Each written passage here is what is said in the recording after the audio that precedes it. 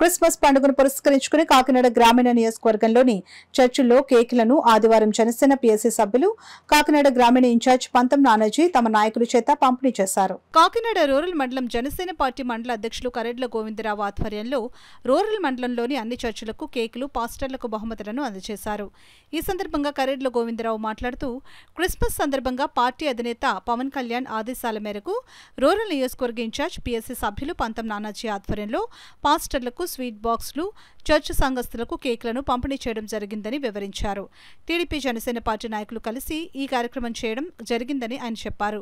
ఈ కార్యక్రమంలో పార్టీ నాయకులు ముమ్మిడి వెంకట్రావు, రెడ్డి విజ్జుబాబు, గరగ గంగరాజు, ఊబాభద్రం, ఈశ్వరరావు, సతీష్ వర్మ, కాకిరాజు, ఆలీ, జాక్ తదితరులు పాల్గొన్నారు.